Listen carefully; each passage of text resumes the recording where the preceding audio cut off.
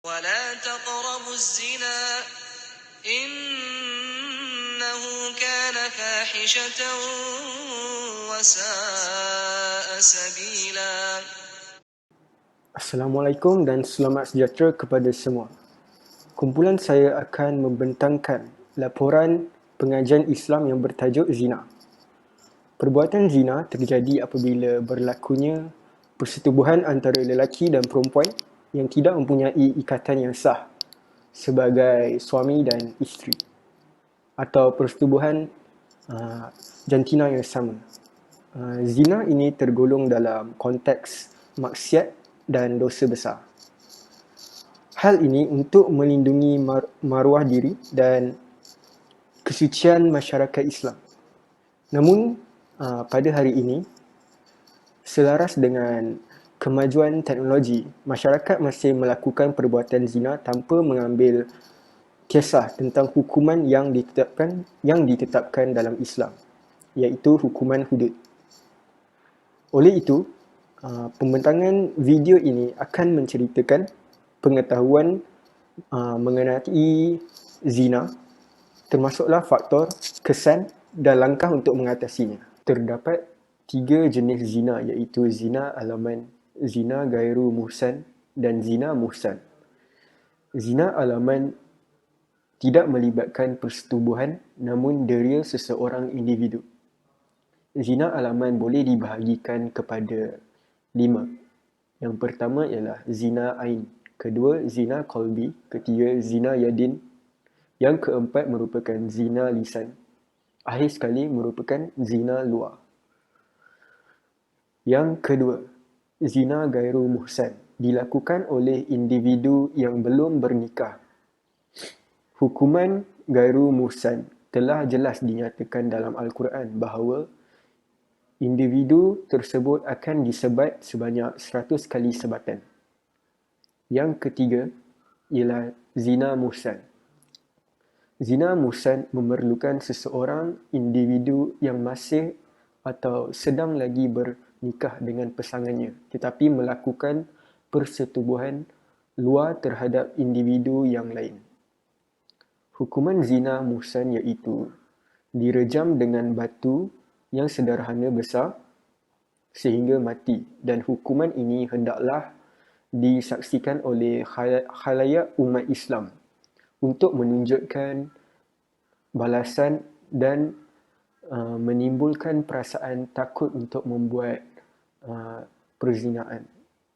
Sering terpapar di dadak dan media sosial tentang kejadian zina di negara Malaysia. Marilah kita lihat isu semasa yang dapat membuktikan peningkatan kes zina di negara kita. Antaranya adalah statistik orang yang disabitkan kesalahan di bawah enakmen kesalahan syariah Negeri Johor 1997.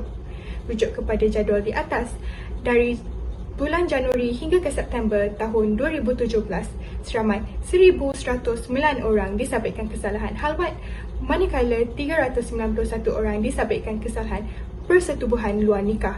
Daripada jumlah tersebut, dibuktikan bahawa perbuatan maksiat semakin meningkat disebabkan pencegahan yang kurang efektif. Selain itu, terdapat kes di mana seorang remaja perempuan berumur 14 tahun ditangkap halwat bersama teman lelakinya yang berumur 17 tahun. Remaja tersebut telah menipu keluarganya bahawa dia akan menumpang tidur di rumah kawannya, sebaliknya dia telah ditangkap halwat di sebuah bilik motel di Kuala Muda, Perak. Apabila disabit kesalahan, pesalah boleh didenda tidak melebihi RM3,000 atau penjara 2 tahun ataupun kedua-duanya. Hal ini memberi pengajaran kepada ibu bapa supaya mengawasi anak masing-masing dengan tegas supaya tidak terjebak dalam kegiatan tidak bermoral ini. Perlakuan zina sering menyebabkan kehamilan, terutamanya di kalangan remaja. Para remaja pula terdesak lalu membuang bayi. Jadual di atas menunjukkan statistik kes buang bayi dari tahun 2014 hingga ke tahun 2018, iaitu sebanyak 577 kes. Negeri Selangor telah mencatat kes tertinggi iaitu sebanyak 135 kes. Adakah anda tahu bahawa seorang bayi akan dibuang setiap 3 hari dan akan dijumpai sama ada hidup ataupun mati?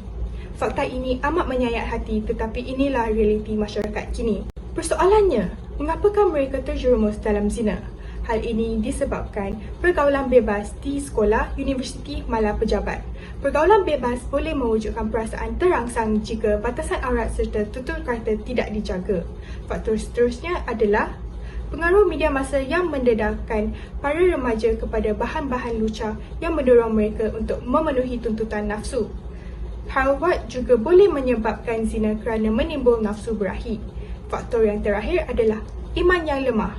Iman yang lemah akan menyebabkan mereka terhasut dengan bisikan syaitan lalu terpesong daripada jalan yang benar. Assalamualaikum, saya Farina dan saya akan menerangkan tentang kesan-kesan yang akan berlaku sekiranya melakukan perzinaan. Kesan yang pertama adalah akan dimurkai oleh Allah Subhanahu Wa Taala. Hal ini kerana Allah telah menetapkan dengan jelas di dalam Al-Quran dan hadisnya bahawa perzinaan itu adalah haram. Seterusnya, ia akan menyebabkan dan memberi kesusahan kepada orang lain, bukan sahaja kepada individu tersebut, tetapi kepada keluarga, masyarakat maupun negara. Sekiranya perbuatan ini berleluasa, ia akan menyebabkan kes pembuangan bayi akan terus meningkat. Secara tidak langsung, ia akan timbul tekanan perasaan, kemurungan dan kesedihan terhadap seseorang itu. Antara kesan yang seterusnya ialah individu tersebut berkemungkinan untuk mendapat wabak penyakit yang berbahaya sebagai contoh HIV dan AIDS. Kesan yang terakhir ialah agama Islam akan dipandang rendah terutamanya kepada golongan orang bukan Islam. Mari kita lihat langkah-langkah yang perlu diambil untuk mengatasi masalah ini daripada berlaku. Yang pertama, dengan peranan ibu bapa. Ibu bapa hendaklah mendidik anak-anak mereka daripada kecil lagi dengan ilmu agama yang mencukupi dan betul supaya mereka dapat menghindari dan membezakan sumber yang tidak bermoral dan berfaedah. Seterusnya, dengan bijak memilih kawan. Hal ini kerana pengaruh kawan yang baik akan dapat membimbing seseorang itu ke arah kebaikan. Langkah yang seterusnya dengan sentiasa melakukan ibadat.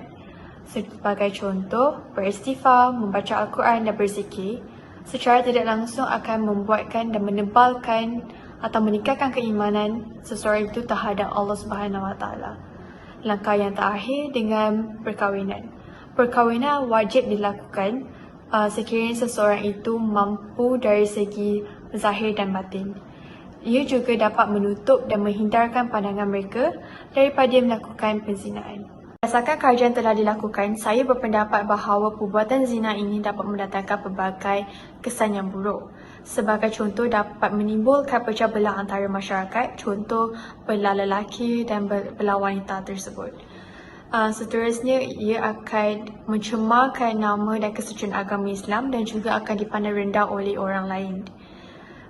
Isu ini sewajarnya diberi perhatian penuh oleh semua pihak untuk bekerjasama untuk menangani isu ini daripada berleluasa.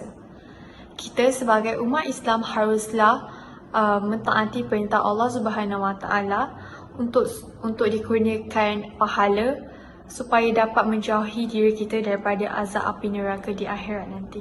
Terima kasih. Setelah mengkaji tentang zina, saya telah menyedari bahawa kejadian zina di negara Malaysia telah mencapai tahap yang amat serius. Masyarakat pula kurang didikan tentang hukuman serta kesan zina. Hal ini menyebabkan mereka untuk mengambil ringan tentang pergaulan bebas dan halwat. Saya berdoa agar golongan penzina akan bertaubat dan kembali kepada jalan yang benar. Pada pandangan saya, kekuatan keimanan dan fikiran rasional merupakan kunci untuk menjauhi zina. Saya, Zainal, menganggap laporan pengajian Islam ini merupakan satu ilmu baharu. Dari pencarian bahan-bahan melalui internet, saya dapat menimba ilmu baharu seperti jenis-jenis zina dan menyedari bahawa perbuatan zina ini telah diambil ringan oleh semua pihak. Dengan siapnya tugasan ini, saya akan memastikan orang sekeliling saya dan seluruh umat Islam supaya menjauhi perbuatan zina. Terima kasih.